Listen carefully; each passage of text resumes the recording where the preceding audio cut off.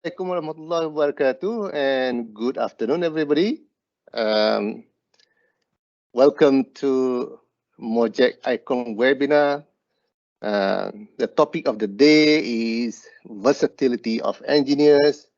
Our esteemed guest is Dato Engineer Dato Dr. Engineer Suhaili, okay, who is currently the chairman of the Malaysian Petroleum Resources Corporation.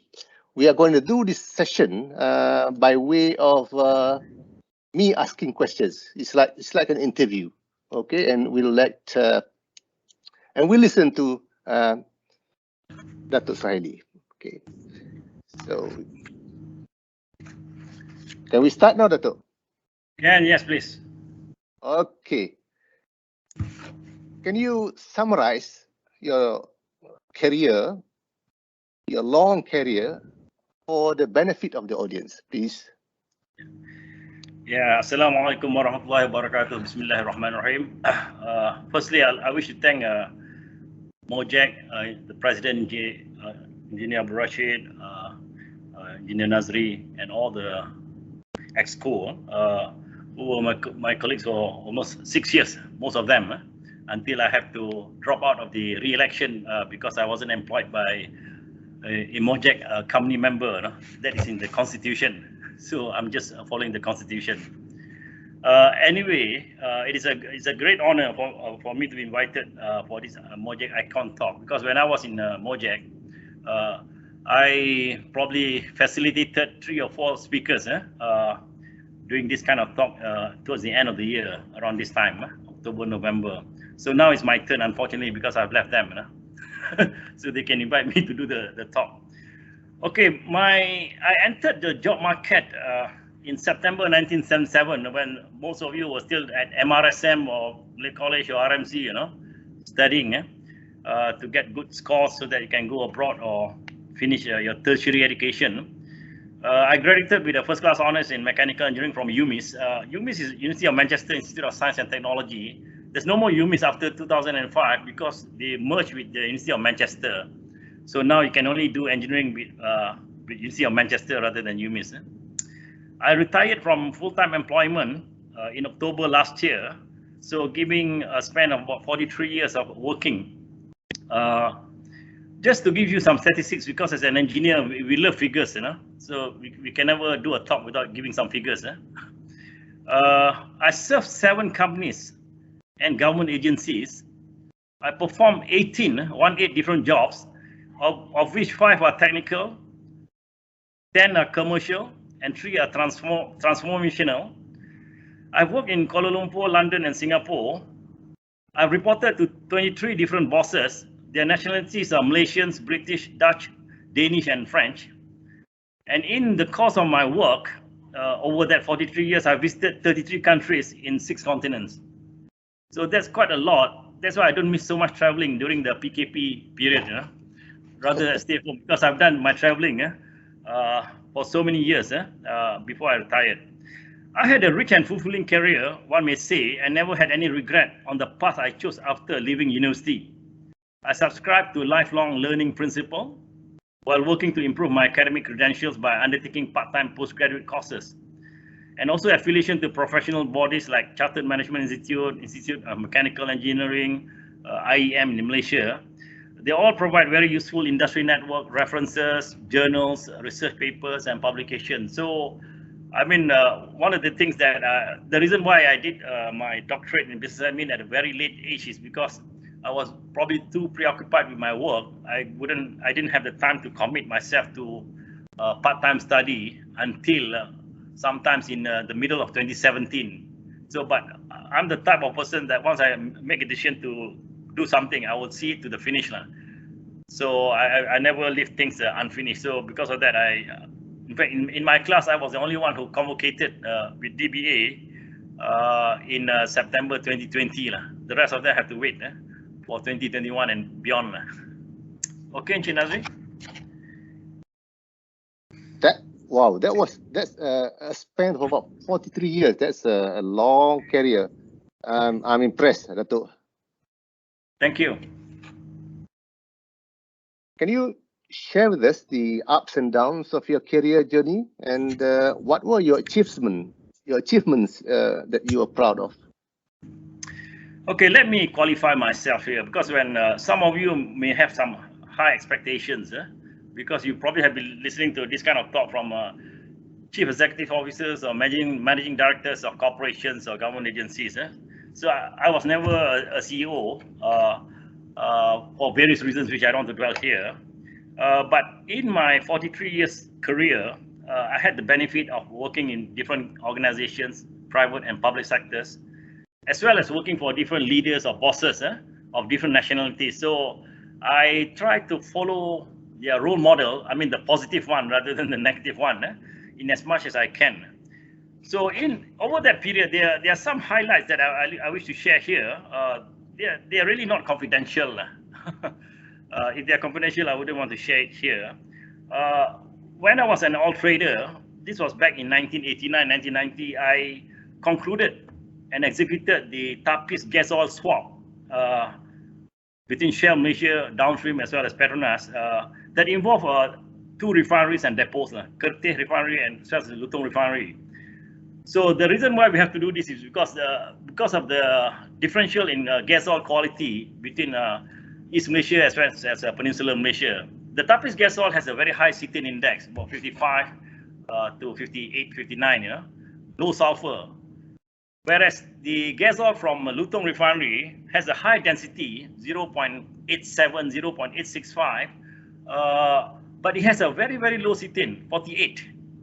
So with 48 cetane, you cannot meet the specification set up by our government for commercial diesel. So what you can do is basically if you blend a high cetane component gas oil with a low cetane component gas oil, then you can meet the standard. So that's what I did. It is a 5,000 barrels a day swap. It went on for about 3 years. After I did the contract, I was posted to London. When I came back, the contract was still running. So that's a very feasible and sustainable deal. The other achievement that I really like to share is basically when I was the general manager of marketing in Shell Middle Distillate Synthesis plant in Bintulu, which was the first gas to liquid plant in the world, commercial plant in the world. It was a small plant, 2,500 barrels per day. I was the marketing GM from 1996 to 2001. I mean, during that 6 years period, there was a period of 28 months where the plant was rebuilt because of the explosion on Christmas Day 1997. But before and after that period, I disposed the entire plant production at the market prices without any discounts and all that. So that is quite an achievement because we were competing with different companies for different slates of the products, depending whether you're selling naphtha for petrochemical feedstock, you're selling detergent feedstocks for to Taiwan for making washing liquids and all that, or you're selling waxes for candles and hot melt adhesives and all that. So it was a global marketing platform, and I have to counter so many different competitors, and of course the pricing was very important. We cannot just sell the production on the basis of any price, just for the sake of avoiding tank top and so on. So I did that over that period for 6 years, and I also managed a smooth market re-entry for SMDS after the plant was rebuilt. The plant had an explosion on Christmas Day 1997. It took 28 months to complete the rebuild. I mean, the reason why the plant exploded was because of the destruction at the air separation unit, because of the commingling of the air particles from the haze. During 1997 or even before, we had a lot of haze. The forest fire from Indonesia blown away by the wind towards Sarawak coast and all that. So the reaction between the haze particle as well as the liquid nitrogen and aluminium resulted in the explosion of the air separation unit, which means the plant was down for 28 months, and it only came back to the market in April 2000. So from April 2000, we managed to sell all the production at market levels, and none of our customers discounted us because we disappeared from the market over that 2.5 years. I was also a member of the Shell Transformation Core team. There was a picture in the video before we started at 3 o'clock just now. You can recognize some of the faces, people like Dato Idrus Jala, Harun Johari, and so on. I did that job for about 2 years, and basically we developed we defined a new way of working and transformed the business sectors across the whole upstream and downstream in Shell Malaysia over that 2-year period. It was very challenging because that was the first time in my career where I was dealing with the C1 level, that means CEO and the directors of all the companies. So very high level, and you have to be very, very sure of what you're saying, what you're doing, and how you implement them and all that. That was a challenge. So at that time, Dato Idrus Jala was still in Shell. Yeah, Dato Idrus Jala was my colleague. In fact, we were just a core team member. Our supervisor was Basil Lau. He left SSB. He worked for Halliburton, I think. Idrus Jala and I went a long way after that, and after that I joined him in Mandu in the Prime Minister's Department. Okay, in 2001 to 2004, I was posted to Shell International Gas in London. I was part of the gas to liquid project team. So we look at different projects, going back to Argentina, going to Qatar, Iran, and all that. So eventually, the one that Shell decided to make a decision or took FID on was the Qatar GTL or Pearl GTL, which was a very big plant, about I think 120,000 barrels a day or 140,000 barrels a day. We started up in 2011. So, but a lot of the things that Qatar gas to liquid plant used was basically the lesson from Bintulu, where the plant was running from 1993 all the way until they started up in 2011. So that was a very good pilot that served that major project. And that time I was developing the global marketing blueprint for clean fuels from gas to liquid when I was in London. And my last job in Shell was basically the project manager for the global SAP or ERP rollout for the Shell in downstream, which was again a very satisfying, very challenging. It was a 18 months job. We started up successfully after 18 months on the 1st July 2006, covering all the offices in Shell downstream, which includes 33 work sites, airfields, depots, and marine fuel base, and all that. After Shell, I spent some time in Petrofield, which is a company under the MMC group. That one is not so much highlight that I can share because we were working with Iran, and Iran had faced sanctions since then. So because of that, I had great difficulty in lining up studies, feasibility studies, and all that to get international consultants to carry out studies for that. And even at parallel, I was negotiating with them on the gas sales agreement and all that. But after Petrofield, I joined Iskandar Malaysia for a year. Iskandar Malaysia is a federal agency operating in the state of Johor. Their remit is quite big. They are developing an area which is about almost like 35 times the size of Singapore, from Pontian all the way to Kota Tinggi. So I was the director for integrated planning as well as social development. And the few things that I can remember when I was there, one of them is basically again to complete almost a dozen blueprints. Don't forget, Iskandar Malaysia or IRDA was launched in 2005. They had a comprehensive development plan, CDP, published in 2007, I think. So, but that CDP is still very, very high level. It's not a 3-feet plan. So if you really want to go deeper, you want to implement projects in the social sector, in the transport sector, in the safety sector, security and all that, you need to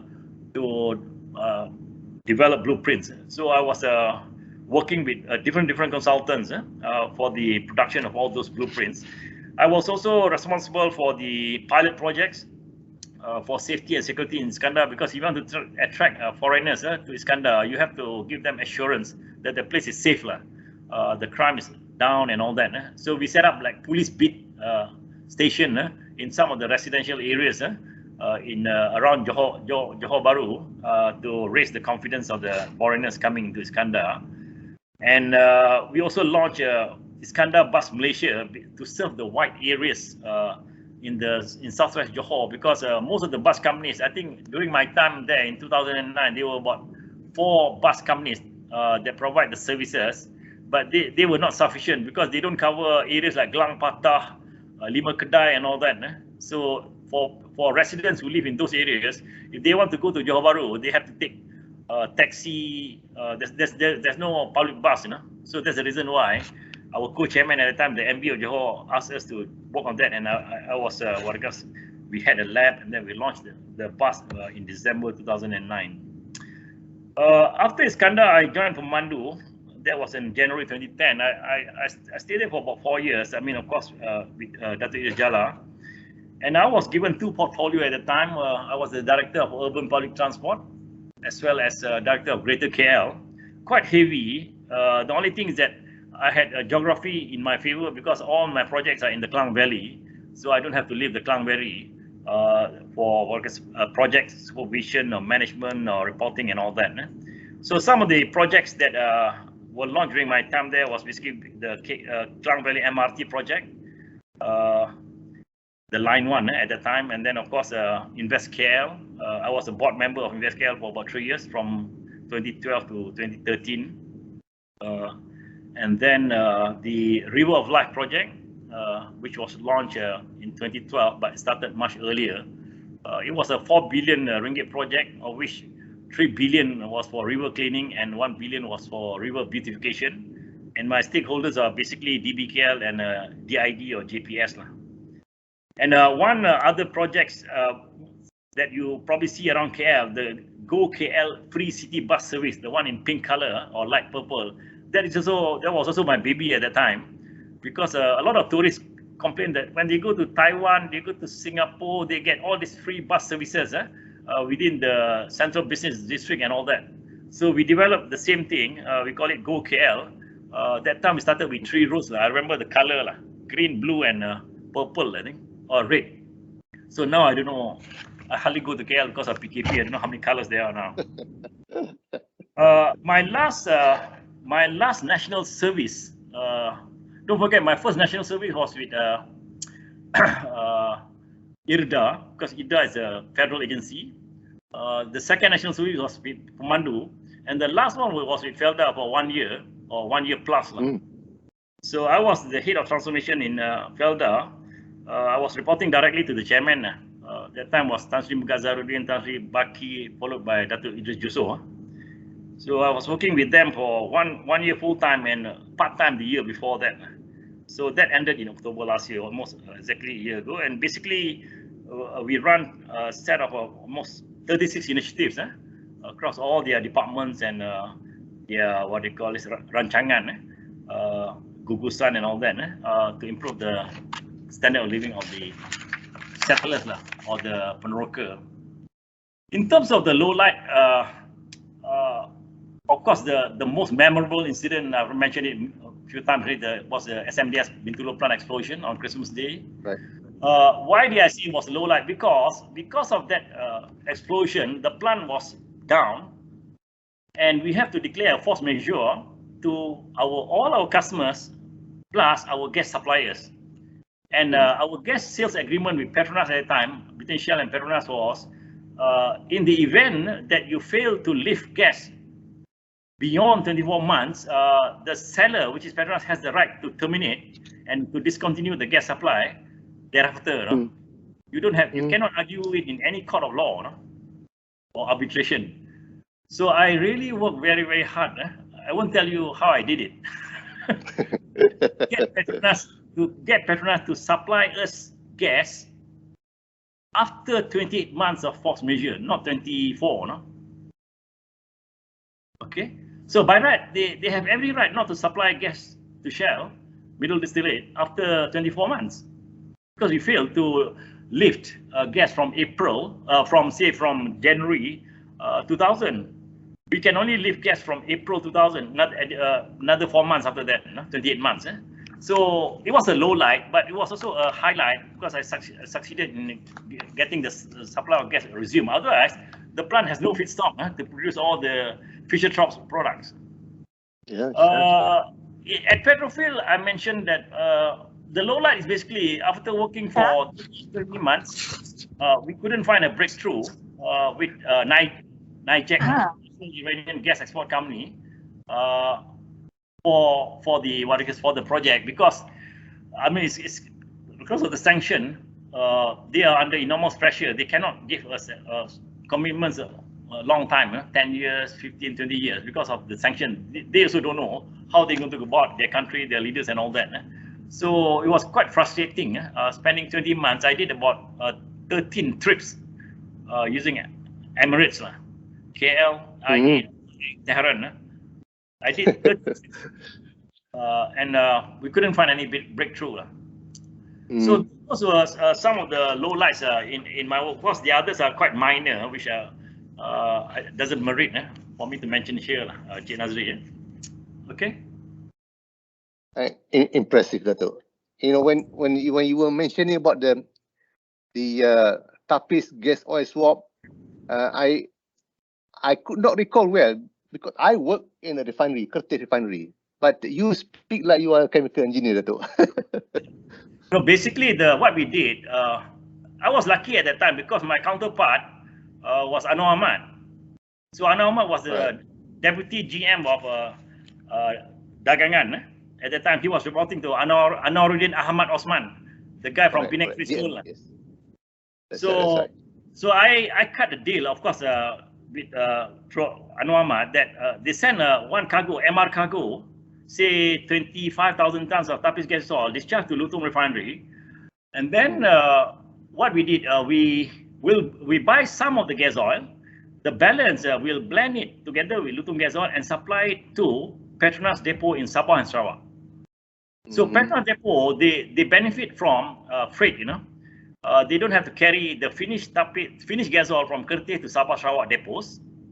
Right. But they send their ships to Lutung refinery. They load from Lutung and they supply to Kuching or Sandakan or what they call Tawau or Kota Kinabalu, that kind of thing. So they also have freight. So it was a win-win situation. That's the reason why later on I will share with everybody the importance of collaboration, because in anything that we do, especially in trading, anything that involves parties, you have to collaborate. You cannot go with the mindset that I want to win 1-0. No, cannot. It has to be 1-all, 2-all, you know. If you go for 1-0, you will never cut the deal. Even if you cut the deal, they won't extend after 12 months, you know. Yeah, true. Nobody likes losing anyway, right? Yeah. Okay. Okay, Dato. You have had many leadership roles and many would have been envious, but yet you successfully pursued your doctorate in business administration recently. What motivated you to take this path? And what will you pursue next? I'll answer the last one first. I don't think I will pursue another degree after this because I'm already 66. It's quite late. It's quite late already to do, and I give you the reason why, because but it goes back to when I obtained my first degree in 1977. I mentioned I had a very good results. At that time, my supervisor at UMIS was he was just a lecturer. He wasn't even a prof at that time. Dr. Srichand Hinduja. My final year project in mechanical engineering was basically the analysis of thermal vibration in machine tool columns using the finite element method.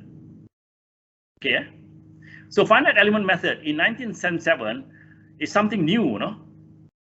It's not everybody or not many companies or even agencies use that. Even they probably heard about it. So it was something new. It was new.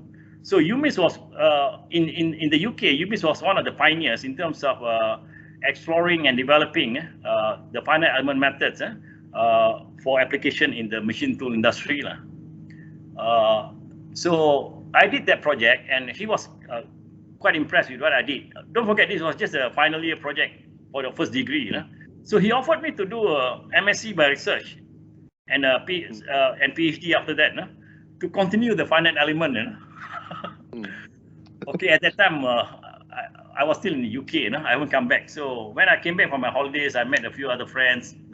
I went to the University Malaya, you know, I went around the campus. I saw the lecture theatre, you know. So then I asked myself, I don't think this is the kind of work that I want to take up, at least in the next 5 to 10 years, academician. So because of that, I changed my mind and I decided to find a job and get experience straight away. However, deep in me, I still want to have to enhance my qualifications. It's just a question of when I do it. So I started taking the part-time MBA in 1984 at University of Malaya, and I finished in 1988. So then after that, of course, the obvious thing is to do a PhD. At that time, there was no DBA, you know, in 1988. But PhD wasn't attractive to me because I never had the intention to excel in research or to become an academician or even an adjunct professor for that matter. I mean, that's not my cup of tea. What I really enjoy is basically using my knowledge and experience to solve problems, real problems in the field, in the plant, in the workplace, in commercial negotiations and all that. I apply what I learned. So because of that, PhD was never attractive for me as an option. So, but I think in the last 10 years, you can see many of the local institutions have offered a doctor in business admin, doctor in management, doctor in psychology, doctor in education, professional doctorate. So this one is more suitable. So I took it up in May 2017 and I finished it in 3 years. I graduated in September last year at Asia University.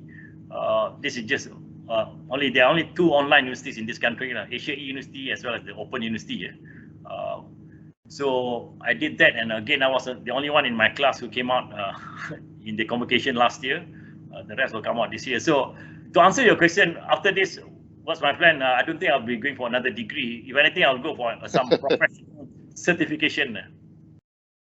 Okay. So it took you 3 years to get your PhD at the age of? 65. 65. 65. Yeah, I got my DBA at 65. I got my first degree at 32. I got my MBA at 33, and I got my DBA at 65. Wow. No, okay. It's possible. That's what they call lifelong learning. I mean, you can do it regardless of your age. You see, at Asia University, I attended some of the common seminars. And then I mixed around with some of the new registered students, for PhD. Some of them are 77 years old. Wow. 77, 74, they still want to do a PhD, One Indian man, one Chinese nyonya, they still want to do PhD. They say it's my lifelong ambition, So you have to respect that. So, just relating to the same subject on getting qualifications, I suppose those of us among engineers that are in their late 50s or early 50s who are still not yet secured registration as a PE, they should pursue. Oh, that one you have to do earlier. I mean, in Malaysia, if you don't get PEPC and MIM, God bless you. You can't practice. You can't practice. I mean, too bad. I mean, unless you want to work in corporations where you don't require, they don't require you to sign any design or drawing. That's okay, But otherwise, it's just unthinkable. If you are an engineer, you don't have a PEPC, you don't have MIM. It's difficult. Okay, Dato. We move on to the next question. Now, as chairman of the board of directors in MPRC, what are your views on the OGSE companies being impacted first by the downturn of the oil price in 2019 and then being affected by the pandemic in 2020? What are MPRC initiatives to continue developing this local OGSE to be more resilient and competitive?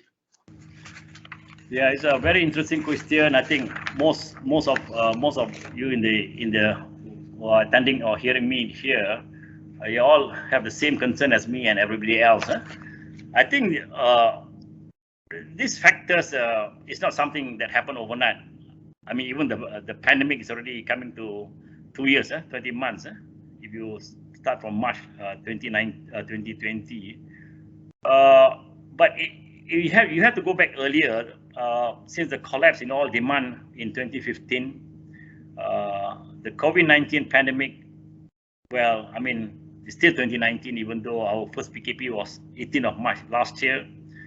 Mounting pressures from consumers and investors on the OGSE companies. OGSE is basically oil and gas services and equipment to address carbon emissions, to achieve carbon neutral by the year 2050. There are also some structural challenges that are inhibiting the growth of OGSE sector because of the high fragmentation of companies. There are many companies. There are a total of 4,000 OGSE companies in Malaysia, of which the active ones are probably about 1,500, 1,600. But the total is about 4,000. So we have a lot of companies being registered, various paid-up capitals and all that, but not all of them are active, and some of them are there in registration only, but not in terms of work delivery. So these have taken a toll on the OGSE sector, resulting in downsizing, consolidation, and even closures. So the government is fully aware of the situation, and an owners team formed by the EPU have consulted a wide range of stakeholders from the oil and gas industry since middle of last year, and the actions required to address these problems. And one of the outcomes is basically the National OGSE Industry Blueprint for 2021 to 2030, launched by YB, Dato Sri Mustafa Muhammad, or Tokpa, in April this year at KLCC. So MPRC as a unit under the Economic Planning Unit in the Prime Minister's government has been tasked to coordinate the efforts and the progress of the OGSE Blueprint. They will keep us busy for the next 5 years and beyond. There are a lot of good initiatives there, and this is not something that was coined just from MPRC, but it has involved a lot of consultation, almost the whole year across the industry, both private as well as public sector, the government and all that, including Petronas. What needs to be done, what does the industry needs and all that. So some of the initiatives, the most visible one is basically the OGSE grant, where if you fulfill the criteria in terms of innovation, patent development, technology and all that, MPRC will give you a funding up to 250,000 ringgit, and we'll do that for the next 5 years now.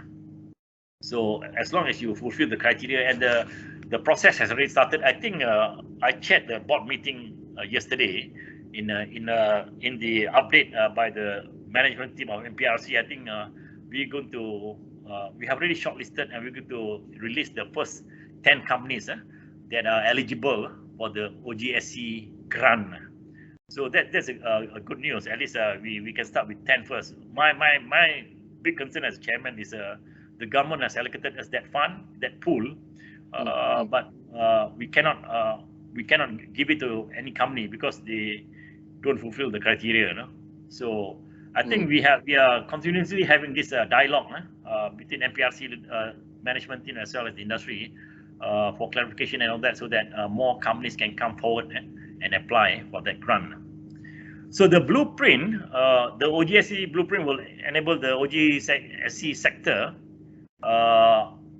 which comprise of over 4,000 vendor companies employing about 59,000 people and contributing to 5 to 8% of the country's gross domestic product, to be better equipped to secure opportunities in industries locally and abroad. The blueprint has 4 strategic pillars in competitiveness, resilience, development and sustainability, from which 31 initiatives will be implemented in phases over the next 10 years between 2021 to 2030. So this is again the bell-shaped effect. We'll start slow, then we'll catch up in the middle, and then we taper down at the end. So by the end, I think the first probably 25 initiatives will be done probably in the first 5 to 6 years. The rest probably will spread out towards the end, the tail end. The initiative cut across the three oil and gas sectors with recommendations to address the structural challenges and other unique challenges in the oil and gas industry. So it is important for the OGSE sector, in particular the small, medium enterprises and mid-tier companies, to be familiar with the OGSE blueprint, participate in the OGSE grant program where applicable, and collaborate with other OGSE vendors to achieve scale economy, resource, and diversify abroad through joint ventures. So now is the time for us to take joint ventures more seriously, rather than keep our personal pride, branding, ownership, shareholding, and all that. Because the world is getting smaller now. Everything is getting smaller. Carbon neutral means there'll be smaller space for the fossil fuel. There's still a space for fossil fuel to be present between now and 2050, but it's declining gradually. So which means the resource requirement will also decline. So you have to share the cake, the pie. So you have to collaborate, you have to do things together, joint venture, so that you can spread out the benefit rather than just do it in the past. Everybody go for their own cake. Okay. On the subject of familiarity by industry players, I think MPRC has done a good job so far, because through the use of social media tools, I think many of us are more aware of what's happening and what's being offered. So I think that's one thing that is being done that is good for the market. Now, our next question is, looking at the low carbon economy and the net zero target that was set by Petronas as well as the government by 2050, in your opinion, would Malaysia be able to reach the standards as the members or similar to the members of the European countries? And what would the local OGSE's path be in contributing to being sustainable in the global energy challenges? Yeah, the first question, I mean, you'll get different answers. If you ask that question to a politician or you ask the question to a technocrat. If you ask the question to a politician, they'll say, yes, Malaysia boleh. Malaysia will meet the net zero carbon emission by the year 2050. Full stop. You ask them the same question, they will repeat the same answer. Then, depending whether they are re-elected at the next PRU, then the answer can be different. But if you ask the technocrat, you have different views, different answers, depending whether you ask engineers, you ask environmentalists and all that, ministries. There has to be a rally, R-A-L-L-Y, a rally throughout the whole industry, end to end, full commitment, and then implementation of all the actions between now and 2050 for us to achieve that target. You cannot leave it to just a few players like Petronas, the MNCs who are in this country, because they also have to answer to their own shareholders in their base country, like Shell or Japanese company or ExxonMobil and all that. They have to go back and answer. Of course, in Malaysia, it's always Petronas, but we cannot rely Petronas to do everything. The SMEs, the mid-tier companies, they also have a role to play in terms of carbon neutral. And I think what they can do is basically to maintain very close contact and engagement with Petronas. Petronas will be easy because Petronas is our national oil company. They should be working together with the local oil and gas industry to meet the carbon neutral target. So if they work together and together with the industry and they formulate certain strategy and certain actions and certain plan, and they follow that schedule, that timetable, inshallah, we can meet it. I mean, it is not impossible. It's still another 29 years to go. Some of us may not be around by then, but it is not impossible if everybody stick to the blueprint to deliver carbon neutral by the year 2050. And if we do it, what it calls, istiqamah, consistently, then we should be able to meet it. But there must be a very strong willpower from everybody. That means the government, the industry, Petronas, the small players, and so on. Because otherwise you can't. And I don't think our problem is that severe compared to a country, say, like Taiwan. I mean, country like Taiwan, if you go to the southern part of the island, Kaohsiung, I used to visit Kaohsiung. It's one of the 33 countries that I go. So Kaohsiung, I go to Kaohsiung once a year during that 6-year period when I was in SMDS. And I have to go there because I have 3 customers whose factories are in Kaohsiung, but their main office are in Taipei in the north. Every time I go to Kaohsiung, when I come out from the car, at that time we don't have mask, we don't wear mask. So I got to use my handkerchief to cover my nose. It's so polluted. It is so polluted, Kaohsiung. So can you imagine a country like Taiwan to achieve carbon neutral? Of course, Taiwan is an importer of LNG. They are also quite ahead in terms of renewables. But they have to do much more. I mean, the factories in the south, they have to change the fuel. Otherwise, they will never meet carbon neutral. Okay? Thank you, Dato. Yeah.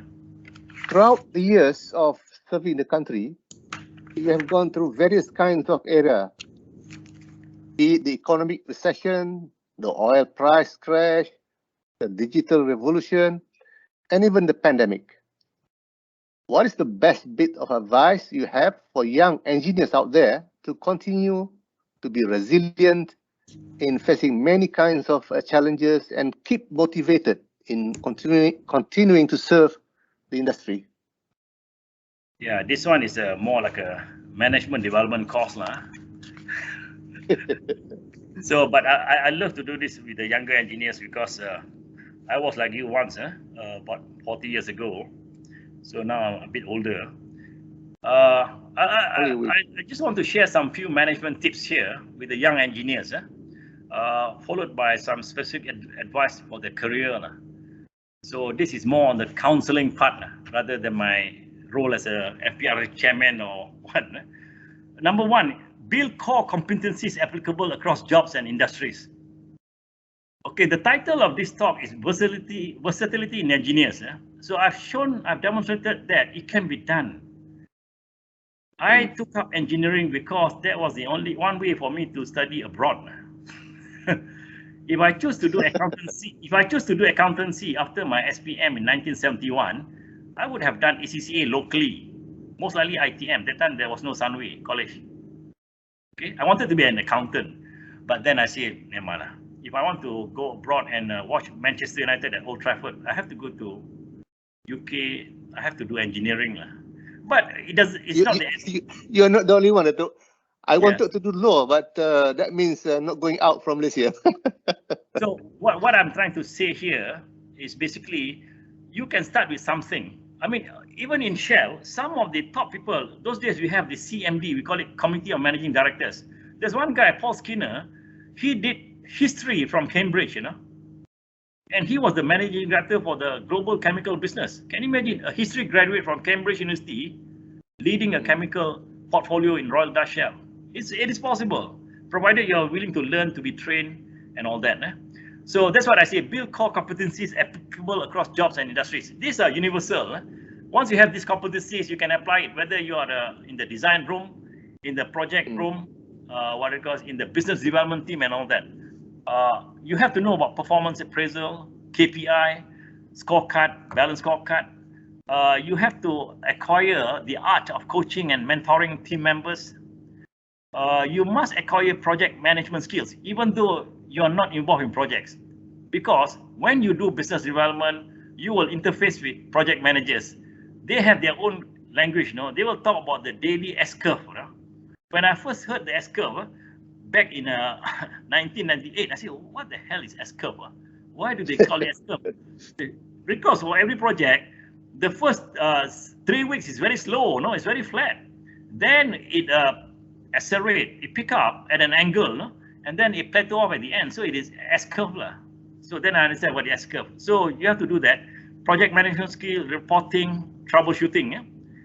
Another one which is very important, which most people shy of taking up, is deal making. You see, when you are in oil and gas and chemicals, you cannot run away from deal making. Sometimes your boss will ask you to join a meeting for a small deal or a mid-sized deal or a big deal, depend. For example, when I was renegotiating the gas supply agreement between Shell and Petronas, I was in the team with the managing director, with another colleague, and with another accountant. So it's a multidisciplinary team. But depending on the level of the deal, you have to be familiar with deal making and learn from those people who are more experienced in terms of the art. How do they cut deals? As I say, one of the ways basically, when you go into the negotiating room, always be sure that the outcome will be a win-win. If you go with that thought, then the chances of success is very high. But if you go into the room trying to be a winner and the other a loser, you probably won't have a deal. There's no deal for you to report back when you return to your office. You also have to acquire the business development skill. So I've done business development in Shell. I've done business development in Petrofield. I've done business development in AECOM. They are the same skill, but different products, different services. But there is certain things you need to do when you do business development. Especially the first part, they call it, if you do a doctorate, they call it literature survey, research. You have to do a lot of research in terms of the product, services, competitors, and all that. So these are basically the core competencies that I recommend. And I've used this across the jobs that I've done across different companies. The second thing I like to advocate here is basically cultivate strong network internally and with the industry. It is very important. I mean, I've left AECOM for about 2 years. I've left MOGEC for 6 months now, but I'm still in contact with Nazri, with Rashid, and all that. So what I'm saying is that don't drop your friends' network that you have cultivated in the past, because you don't know when you need them.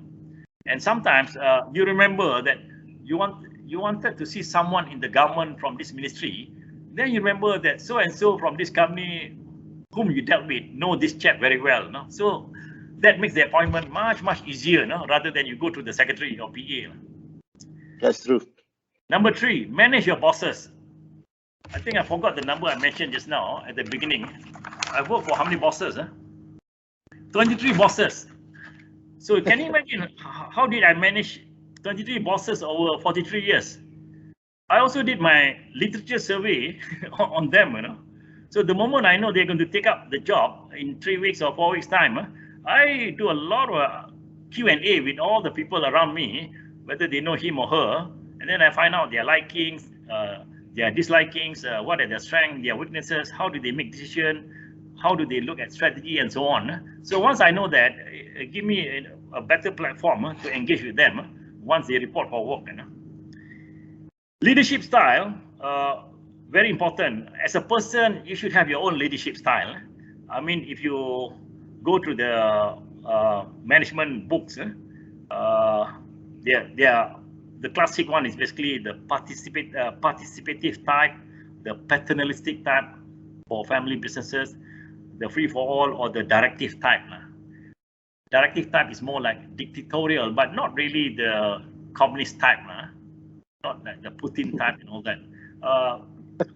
In most corporations, especially in oil and gas, the top guys is always very directive, because otherwise he wouldn't be there. He cannot be the participative type whereby he listens to everybody around the table, and after 2.5 hours he doesn't make any decision. So that kind of leadership style won't last him long in that job. So the most frequently used type is basically the directive type. Okay, number 5 is strong discipline in action. This one is very obvious, but I just want to remind everybody, because sometimes we take this for granted. Punctuality for meetings, taking notes during meetings, because normally your boss will be very busy doing the engagement, during the conversation. So your boss won't be able to write everything that transpires at that meeting. So you have to take the notes so that you can use them for reference when you go back. Preparation, pre-reading and discussion on tactics and strategy before important meetings. So that one is very important. Before you go for any meeting, you must prepare, do any pre-reading and then discuss on tactics and strategy.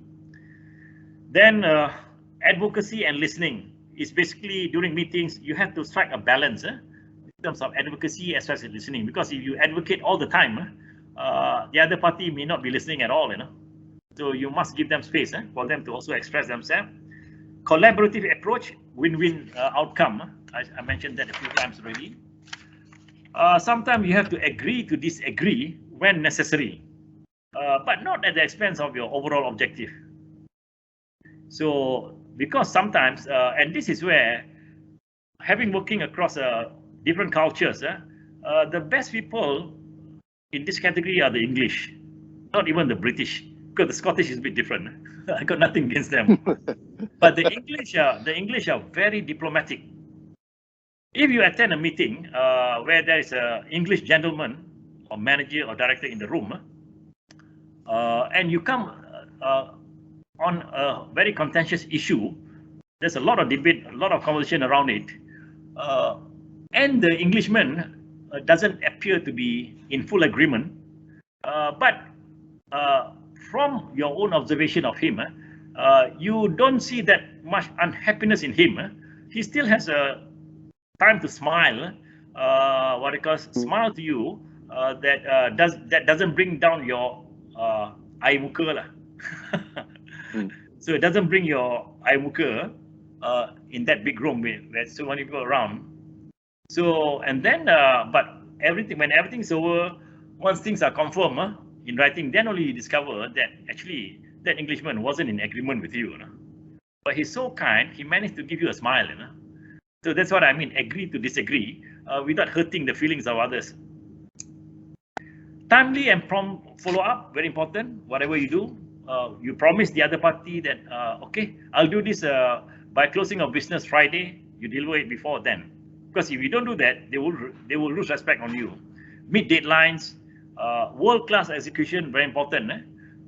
I think Malaysia is quite known, not now, but probably 5 years ago, that we are quite well known in terms of launching many projects, infrastructure and otherwise. But in terms of execution, we are never the best. Always we have some delay, we have some cost overrun, some quality deficit and all that of the project. And the last one is basically very obvious. Whatever we do, benchmark and best practice before you submit. Make sure you have done that. You have compared your work with the best in the industry, the benchmark. Of course, it doesn't have to match the best depending on what project you're doing, but at least you have done that as a due diligence. And finally, my personal advice to young engineers who intend to pursue a career in oil, gas, and energy is basically, number one, highly action-oriented.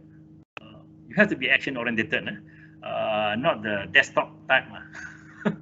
You do the desktop type, yes, there is a certain jobs for you if you just want to confine yourself to just doing studies, research, and all that.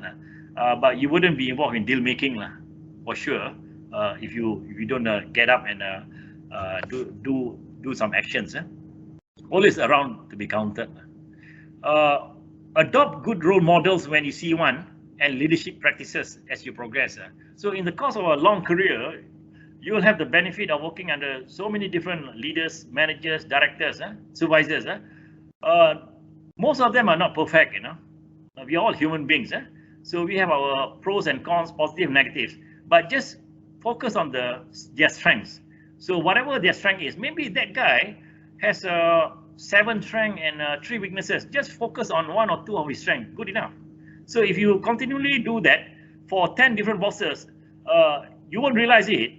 Eventually, you'll be as good as one of them, even though you don't make it to the CEO grade.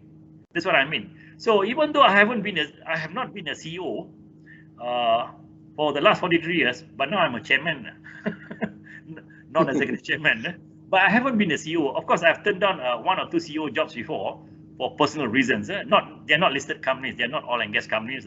They are other companies, but still CEO. I've turned them down because of mainly location reason. because I have to be away from my family.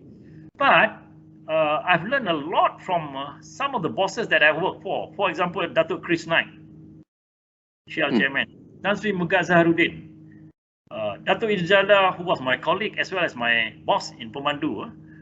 He has some strengths, fantastic. So this is what I mean. So I learn from these bosses and I apply in my work, So that one. The third one is excel as a team player to achieve goals and mission. Remember that, the world is different now.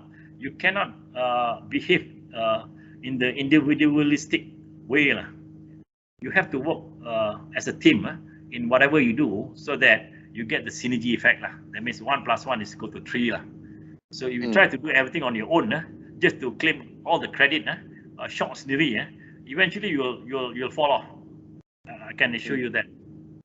Create synergy through purposeful collaboration. That one is already obvious.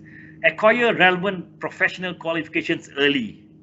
Chartered engineer from the UK or Australia, professional engineer with practicing certificate with the Board of Engineers Malaysia, etc., ASEAN engineer, and all that. Do that when you're young. Do that before you're 30. Don't try to do that when you're past 50. So you'll be very embarrassed because the interview panel will be one of your juniors in high school, 15 or 17 years younger than you, interviewing you for that practice qualification. So do that when you're young. Don't postpone it. Subscribe or attend seminars, conferences, certificate courses, and all that. Of course, this one is for your points also. Or when you want to renew your professional engineer, you need all the CBD points. And the last one is basically be patient. Your time will come. So like Ismail Sabri Yaakob, he was very patient, So eventually he became our Prime Minister number 9. He never know because he was in the same residential hall as my own brother who was doing geology. Ismail Sabri Yaakob was doing law, 5th Residential College, University Malaya. But my younger brother is not a Prime Minister. He is a Prime Minister. So be patient, your time will come. Okay, I'll stop here and open for questions. Thank you, Dato. There's a lot of good tips to young engineers there. In our list of participants, I think there are many young engineers. So I hope they learn from all this experience and tips given by Dato. We've reached to our Q&A session time now. Shall I read? Shall I go through this list questions? Yes, please. Okay. Right. You can start with Azlin. Azlin has 3. All right. First question is from our council member, Puan Azlin. Panjangnya dia tulis. Apa soalan dia? Please do share any tips. Nak I baca ke? Please do. I'm really impressed with his lifelong learning ambition. So Dato, I would really, yes, I would really appreciate if you can share any tips that how you really get your focus in your lifelong learning ambition. Honestly, I would say that many of us can be easily satisfied with what we already have at the moment and not knowing what we can achieve more. But for some, it can be a lot of good talent when they actually have the capability to contribute much more than what they are content with. So what do you say? What do you think? What should be the thing that we should keep in mind for this ambition of the lifelong learning? Yeah, it's a very good question. I think this one is very personal, it depends on the individual. I say this because whether if we suppose we agree that the highest qualification that we are supposed to achieve in life is a doctorate for the time being, it can be a doctor in philosophy in your respective research fields, engineering, science, psychology, education, or a professional doctorate in your own field like management, business administration, education, and so on. If you agree that the doctorate is the highest level, and if you want it so much, you are willing to drop everything, not basically to quit your job, so then your family will starve, no food on the table. But you are willing to sacrifice for the purpose of getting that qualification. 2 things. One is basically to enhance your career and your promotion prospect. And second is basically to follow the Maslow's hierarchy lah. The highest value, esteem value, is basically very personal to the person rather than to the team lah. So go back to my case. I mean, I was very comfortable when I finished my first degree in 1977. With that result, I got 4 different offers, oil and gas, 2 of them. But I don't have any problem with jobs, so I was having a good job. I was making good progress, but I wasn't in a position to do any MBA at the time. I was based in Kuantan, in the East Coast. So in Kuantan, there were no night classes or no universities at that time. So I got to postpone the idea. The moment I took up a job in Shell, I was based in Kuala Lumpur in 1983. So in 84, University of Malaysia already started their MBA program. So I just signed up for part-time. And it was hell, I can tell you. When I say that, I just got my first son, 1984 in January. I registered for the MBA part-time in University of Malaysia in July. My wife doesn't want to stay at home with my son when I'm attending the lecture. So she followed me for the lecture. She stayed in the car. It was only 2 hours on a Wednesday night. So it was a Wednesday night, Friday night, and a Saturday morning, 4 hours. I went through that for 2 years, before I started doing my thesis. So in 4 years, I got my MBA. So then I stopped. And at that time, in 1988, there was no doctorate program, professional doctorate program. So again, I postponed the idea. So then I went on and on, but eventually in 2017, I decided to do my doctorate because there's a good opportunity. I have the time, I can spare the time between work as well as academic. But the thing I want to remind again is basically 2 things that you need. If you really want to acquire postgraduate qualification, one is basically you really recognize the value of that qualification. Once you achieve it, you can apply it, and then it will benefit you as well as your work and your employer.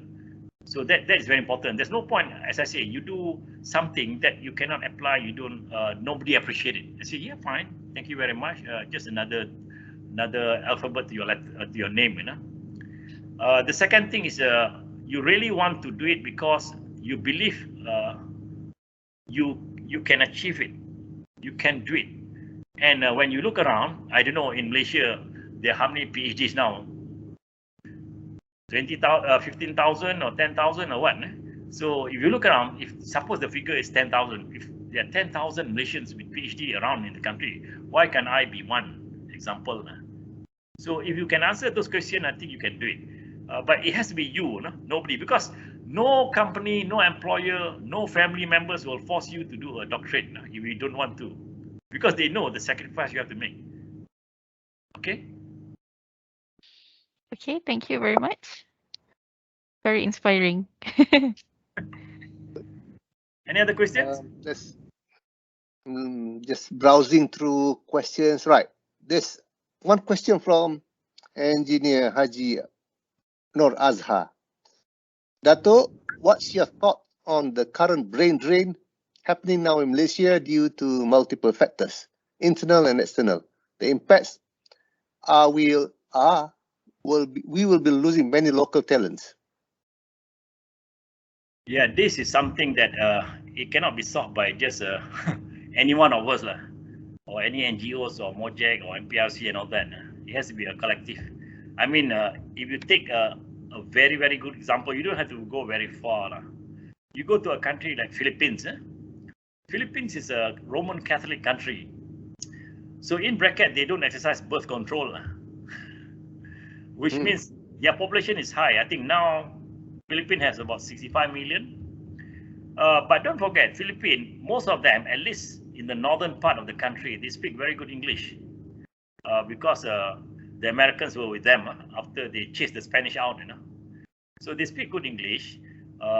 They can communicate, and because of the internal pressure that their country cannot generate sufficient employment for them, including the good ones, the qualified ones, they go abroad and they earn their livelihood elsewhere in the Middle East, in Australia, in New Zealand, in Canada, in Europe, and all that.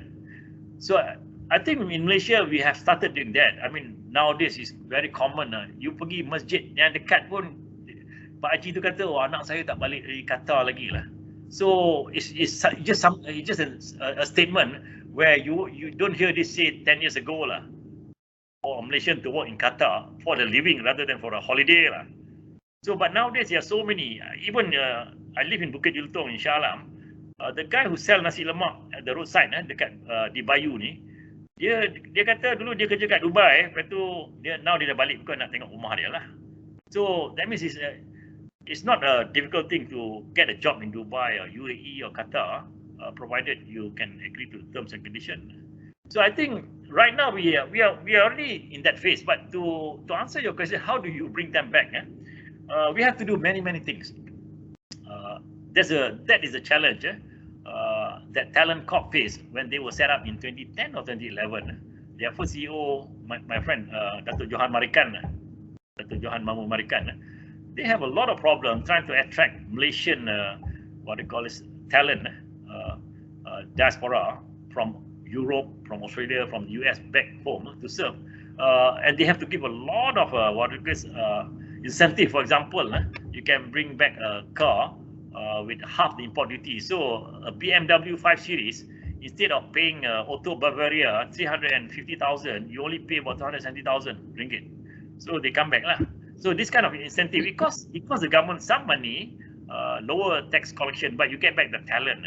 So we have done that, but now it's changing again because of all the new factors comes in, oil price down and then pandemic and all that. So we have done it before. We don't have to recycle it. We just have to review it again and then start something back. Because as a Malaysian, on average, I think most Malaysian, actually the youngsters, they like to experience working abroad. Yes, no denial. I work abroad for 3 different times in my career. But most of them, especially the Muslims, the Malays, they don't like to acquire citizenship or stay permanently in their new place unless they marry someone from there. So which means they still want to come, deep in their heart, they still want to come home. So and they have enormous experience, talent, qualifications and all that. And if the terms and conditions are right, they will come back. But somebody, a group of people will have to look at it. And what I'm saying, they don't have to reinvent things because Talent Corp has done a lot from 2011 all the way until now. So they have all the database, they have all the tools, the toolkit. What are the things the government can offer as incentive to bring them back and all that. But the starting point is that the economy has to pick up. Layoff have to stop because otherwise it doesn't boost confidence. If you ask Malaysians abroad, diaspora to come back, and then they come back and they hear people are being retrenched here, left, right, and center. So it doesn't do good for their morale also and their confidence. Okay. Okay, good. We have a question from Engineer Yeo, who is now in Gabon, somewhere in Africa. Or is it a statement? He says many don't quite understand the dimension between social network versus professional network. If not professionally registered, then professional network will be missing. What's left is social network and employment network. Is there a statement or is there a question? Or maybe he's seeking your comment, Dato. No, I think if let me try and understand what he's trying to say. We have a social network, we have professional network. The one that we can see and touch and feel every day. The social network are basically your Facebook, your WhatsApp, your Telegram, your Instagram. These are all social network. Your professional network, there's only one, which is LinkedIn. However, certain organizations, they write on Instagram to promote their products, their services, their events and all that. And Instagram is very powerful because of their resolution, their color, their display is very attractive. So when you see it, whilst reading your social content in Instagram, you see this advertisement from somewhere and then you get attracted to it. But to me, the real professional network is basically LinkedIn. If you are very serious about trying to look for jobs, trying to offer your services, trying to ask questions from somewhere in your network.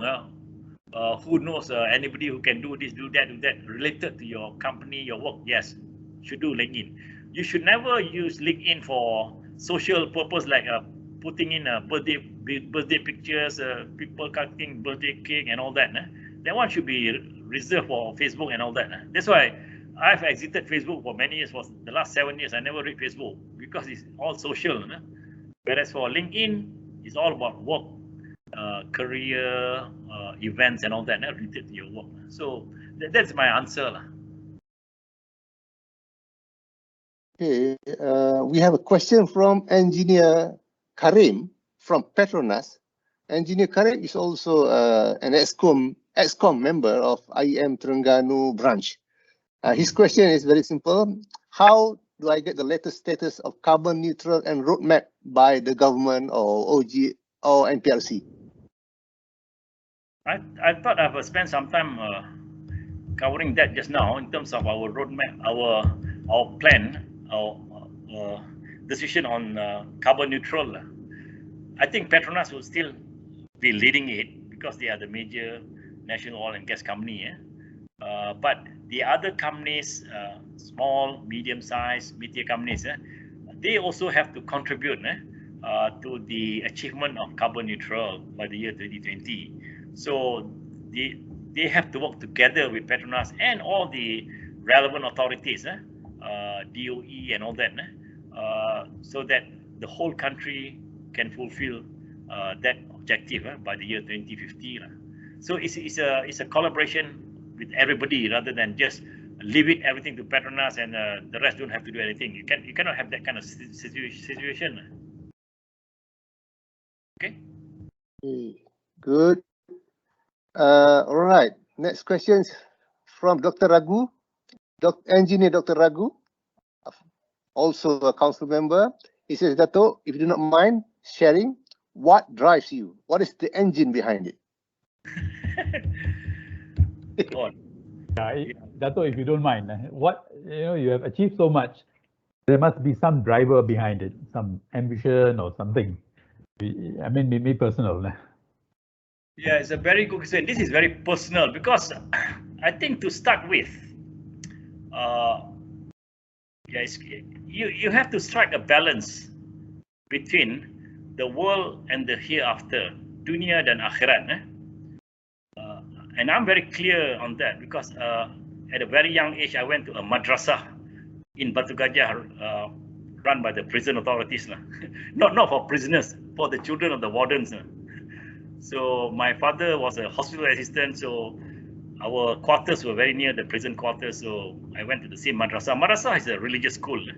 So I have a very strong religious upbringing since small. So I have a very firm belief in the hereafter, in risk and reward, in whatever you do in the world will be reflected in the hereafter. So because of that, I'm very clear. For example, I stay away from all things that are deemed as haram in Islam. So nobody can bribe me, even with 5 cents or 10 cents or 10 rupee or 10 rupiah. So I'm not bribable. That's one. I don't cheat. I keep telling this to some of my staff. See, those days, up to the year I got a secretary when I was senior enough in Shell, that was 1996. Prior to 1996, I was doing my own traveling claims every month, especially the mileage claim. Do you know that you can make some money from cheating on your kilometers? All I need to do is just add another 20 kilometers every trip for every month. Then I get extra 27 ringgit, in my pocket. But I don't do that. I claim exact mileage. So my point here is that my honesty, my integrity, these are all the core values in Shell. Honesty, integrity, professionalism, respect for people. They're all very strong, embedded in me when I joined Shell back in 1983. And as a Muslim, I also practice that. So to come back to your question, what motivates me now? Right now, in fact, I'm in the retirement mode. I'm still in national service serving MPRC. but I'm not in the job market hunting for this job, that job, and all that. However, if somebody approach me and ask me to sit on their board or to be an advisor, I'm more than willing to do that, because it doesn't take much of my time. Probably once a month, face-to-face meeting, 2 or 3 hours. I can do that, but I passed the stage whereby I'll go to office 9 to 5, Monday to Friday. I don't want to do that, because I've done that for 43 years. So that's the answer to your question. So it's quite easy for me. Whatever I've saved in the bank through EPF or Amna Saham, since I work in NC7, it's still very sound. I don't abuse it. I don't go to casino.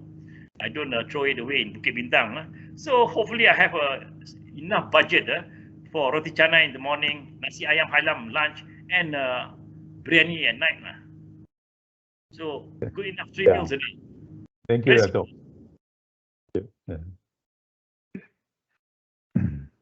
Okay. Thank you. Good. We have a question here from Sivakuma Velayan. He says, hi, Dato. Looking at the younger generation who are more inclined to further studies in computer science or IT related field, in your opinion, how can we make engineering feel attractive to our new generation and the generations to come? Yeah, it's a very good question. This one is very, I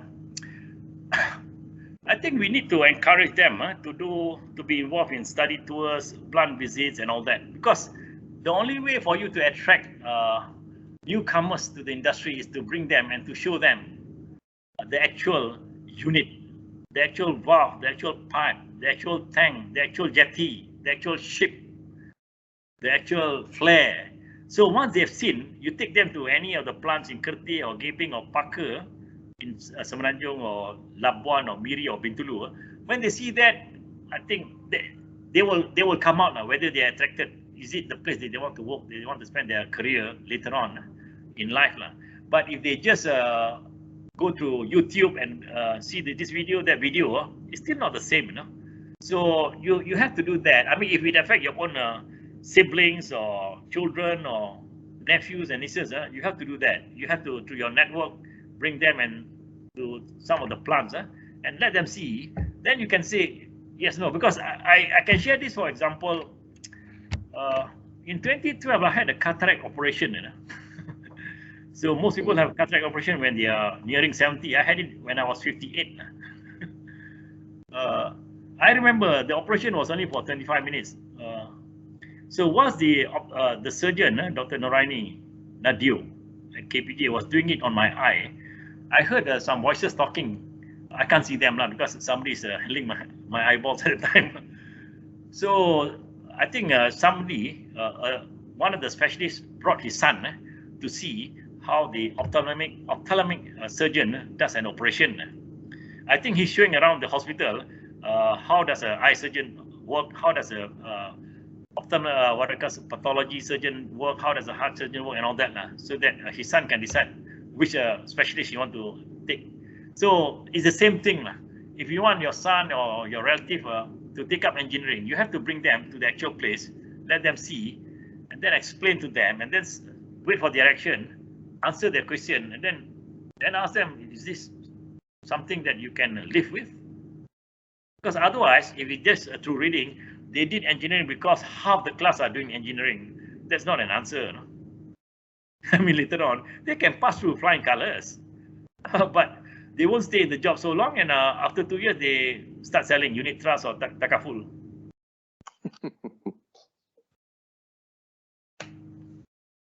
Okay. Right. We have last question. Okay, last question from Cik Rusihan. He says, that's a nice looking MCKK t-shirt you're wearing. Okay, but the question is, throughout your lifelong career spanning 4 decades, do you have any role model or icon or mentor that you look up for inspiration? Well, that one is very difficult to give an absolute answer because my role model is Rasulullah Sallallahu Alaihi Wasallam. I mean, you have to love him more than you love your own parents and your wife.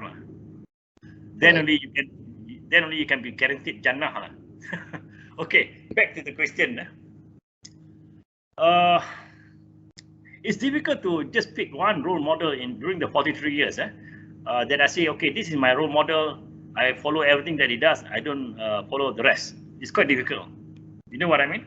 Because there are different leaders, different bosses have different strengths. And of course, the other thing that they have to match your own values. And I'm a very staunch Muslim. There are certain things I do, there are certain things I don't do. Okay, so there are certain things they do which doesn't reconcile with me because of my religion, no? Example. But in terms of the professional aspect, yes, the good ones are good. I mean, I explained, just now I shared how an English gentleman smile at you after the meeting in the room, and you thought that he has already agreed with what you said at the meeting, until a few days later when he write to you, obviously, and saying the reverse, you know. So that kind of thing, they are very smart at that. But to answer your question, Rashad, I don't have any single role model. How I operate in the last 43 years, that I pick the best, the strong points of some of my bosses. Not all the 33. Some of the 23, they are strong. Some are basically probably not as good as me. Some. Thank you. But the good ones are some that I adopted their strengths and I apply it in my work. That's my answer. Thank you, sir. Okay. Okay, good. Have we come to the end of, or can we do one more question? Do we have any more questions, Shama? No more. Inside the chat box, no more. No more questions. Okay, there are few comments I noticed. Yes, comments. Anyone would like to, from the council members, would you like any question to Dato?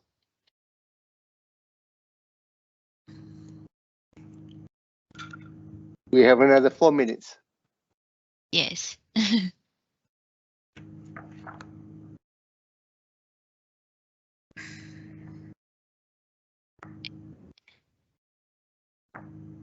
Okay, if there's no question, thing would be the end of no question, but yeah. Thank you, Dato. It's a great presentation. Yeah, Dato, very interesting and very inspiring. Yeah, no question from me. No further question. Thank you. Thank you, Dato. Thank you, Baya. Okay. I think that's all for. Do you have any, before we close, do you have any quick last words from our President, Engineer Rashid? Thank you.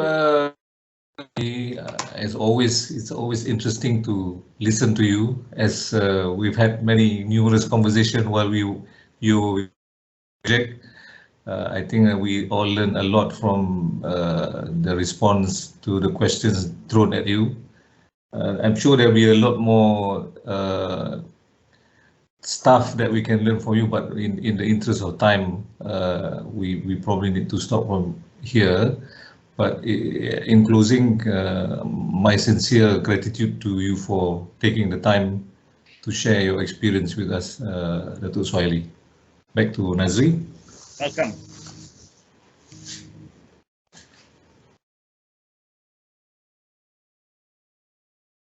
Nazari, you're on mute.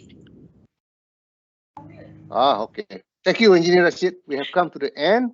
I would like to inform early to those who are in this webinar or talk that our next talk will be by Dato Paduka and Dr. Engineer Kajrul, who was formerly the president of IEM and the former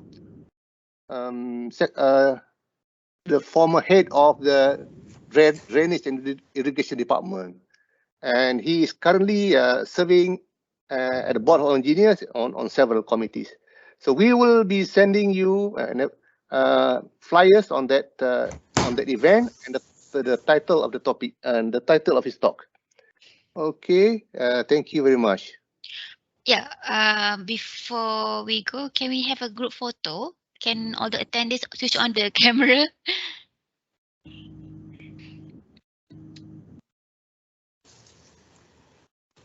How many log in today? Do you know? 57. 57 plus MOGEC committee. Yes. Okay. Okay. Can I just take this one first? Okay, 1, 2, 3. Okay, hold on. One more.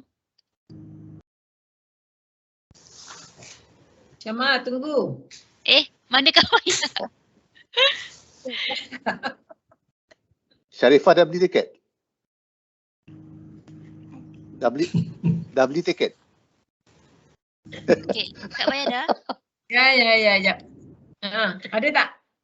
Ada. Yes, okay. Okay, right. 1, 2, 3. Okay, alright. Okay, thank you. Alright, thank you. Alright, for Everybody. thank you everyone. Yes. Okay. Thank you once again, Dato Engineer Dr. Ahmad Suhaili, for accepting our invitation to be our speaker at MOGEC Econs this year. Thank you all attendees for participating in our event today. I hope that you can scan the QR code for feedback. And that's a wrap for today. See you all for our next event. Stay safe, wassalam, and thank you very much. Okay, thank you, Shani. Thank you all. Thank you. Thank you everyone. Terima kasih. Thank you, Dato. It was really good. Very Thank good you. insights. Well, I practice 1 minggu lah for this. Itu dia.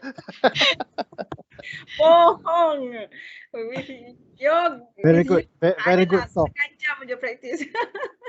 Very good talk. Very inspiring.